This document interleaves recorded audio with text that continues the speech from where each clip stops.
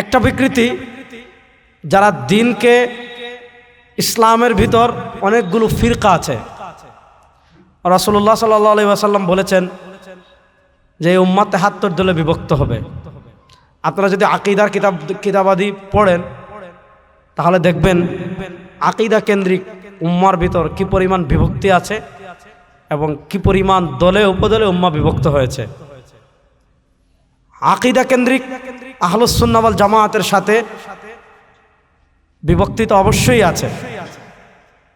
আমরা আহলুস সুন্নাহ ওয়াল জামায়াত ইমাম মাতুরিদি রাহিমাহুল্লাহ, ইমাম আশআরী রাহিমাহুল্লাহ, ইমাম তাহাবী রাহিমাহুল্লাহ, ইমাম বাইহাকী রাহিমাহুল্লাহ, তাদের হাত ধরে ইমাম ইবনে কাসির, ইমাম ইবনে হাজার, তারপরে আমাদের আল্লামা খলিল আহমদ সাহারানপুরি রাহিমাহুল্লাহ তার আল মুহান্নাদে, তারপরে হলো আল্লামা ইদ্রিস কান্দলবী রাহিমাহুল্লাহ তার আকায়েদ ইসলামে যে আকীদা বলেছেন, এই আহলুস সুন্নাহ ওয়াল জামায়াতের স্বীকৃত ওই আকীদার ধারাই হলো আমাদের আকীদা। এর বাহিরে আমাদের কোনো আকীদা নাই, এর বাহিরের কোনো আকীদাকে আমরা ধারণও করি না, এর বাহিরের কোনো আকীদাকে আমরা লালনও করি না। এবার আসেন, দিন বিকৃতি দুইভাবে হয়। একটা হলো ইসলামের অভ্যন্তরীণ কোনো ফিরকা, যেমন খারিজি, তারা কাফের না। মুতাজিলি, তারা কাফের না। আমাদের বর্তমান ওই আলোচনা বাদ দেন, আমরা বর্তমান আলোচনাটা করি। বাংলাদেশে আমাদের সাথে আমাদের আহলুস সুন্নাহ ওয়াল জামায়াতের আকীদার সাথে বিভক্তি আছে, অনেক দল আছে। যেমন সালাফি যারা আছে, কট্টরপন্থী দেহবাদী সালাফি যারা আছে, তাদের সাথে আমাদের আল্লাহর সিফাত কেন্দ্রিক, এরপরে হলো তাওয়াসসুল কেন্দ্রিক, এরপরে রাসূল সাল্লাল্লাহু আলাইহি ওয়াসাল্লামের শাফাআত কেন্দ্রিক, হায়াতুল আম্বিয়া কেন্দ্রিক, এই ধরনের আকীদা কেন্দ্রিক তাদের সাথে আমাদের বিভক্তি আছে।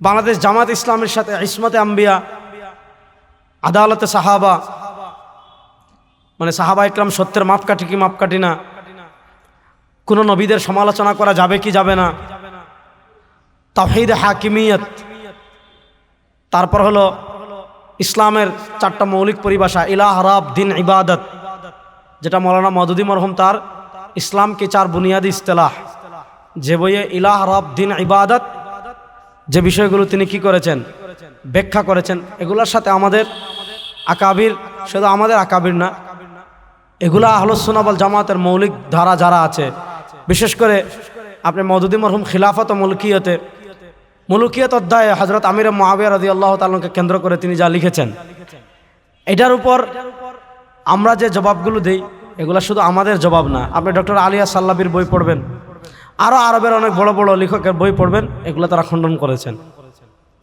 একটা হলো ইসলামের অভ্যন্তরীণ ফিরকা, যাদের সাথে আমাদের আকীদাগত দূরত্ব আছে, ছিল, থাকবে।